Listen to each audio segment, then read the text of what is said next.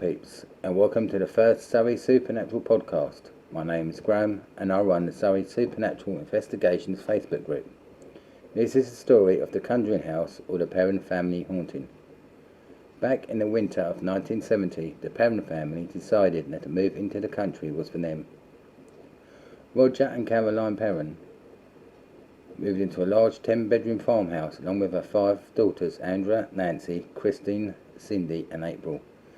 The house, called the Old Arnold Estate, was an old timber farmhouse and was built in the year 1736, and with it there was a large amount of land, reported to be about 200 acres.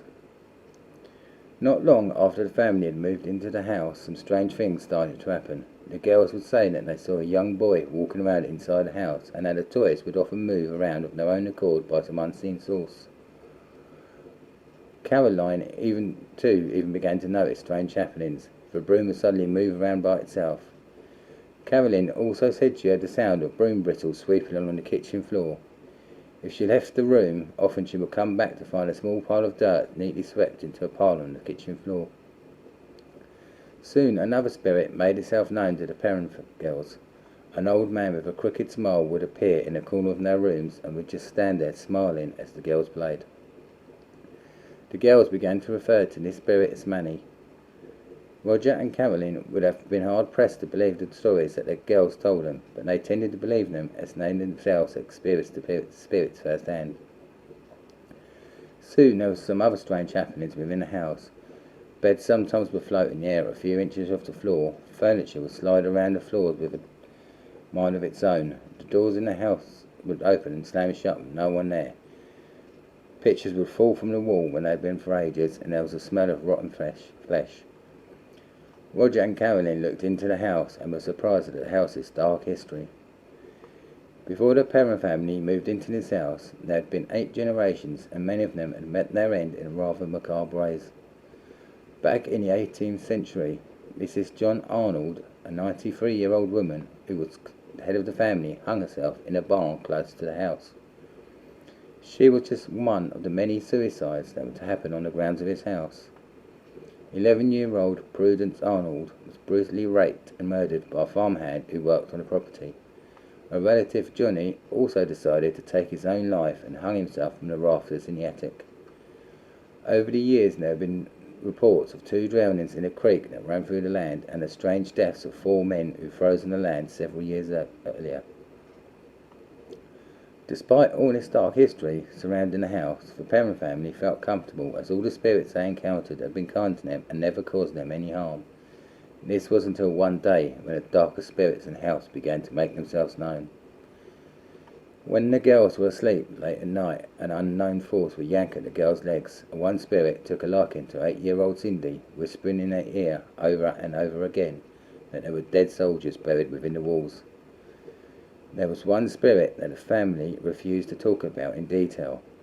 This spirit may have molested the girls when they slept, but this wasn't any evil spirit that lingered within the house.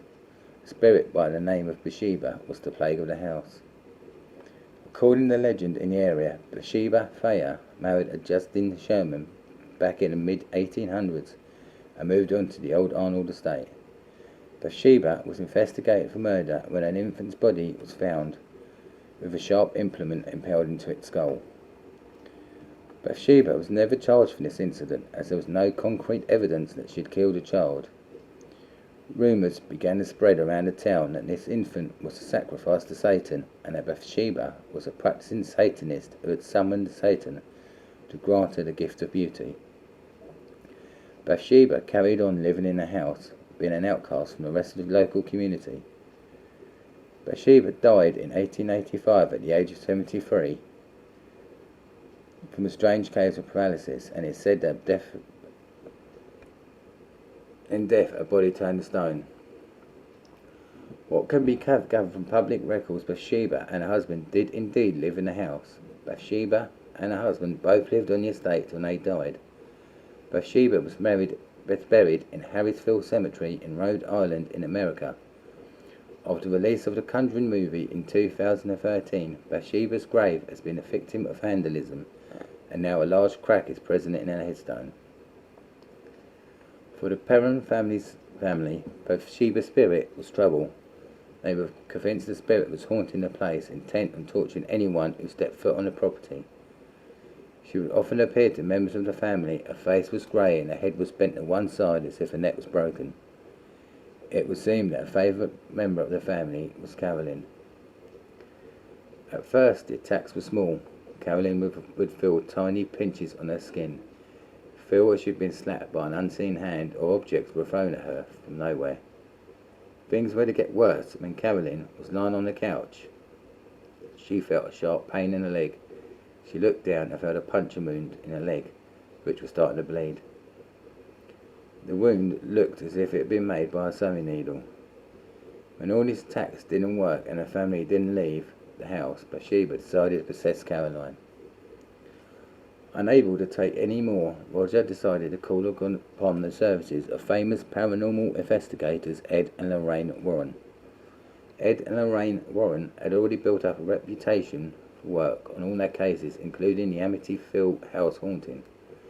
Ed Warren was an officer in the Navy and a former police officer before venturing into the paranormal field, where he became a self-taught demonologist. Lorraine Warren was a medium and would often sense any spirits that were present. Back in the year 1952, Ed and Lorraine Warren founded the New England Society for Psychic Research. Ed Warren died in 2006 at the age of 79, and Lorraine Warren passed away in 2019, aged 92 years old. Some of the other cases that the Warrens were famous for was the famous Annabelle doll, which is now housed in the Warrens Occult Museum and Old House, and the Snedeker House, which inspired the film A Haunting in Connecticut. The Warrens and parents watched in horror as Carolyn spoke to them in tongues and was thrown around a room like a rag. After seeing this, the Warrens agreed to help and set out to cleanse the house of all evil spirits. They called upon a priest to perform an exorcism on Carolyn. However, unlike in the Conjuring movie, where Ed and Lorraine sent all the evil spirits back to hell, this wasn't the case in real life. In fact, the attempts to cleanse the house only made the spirits even more active, and fearing for the family's safety, Roger decided the Warrens must leave the house. But for the financial reasons, the parents could not move out of the house and had to endure another 10 years of the troublesome spirits in the Arnold estate.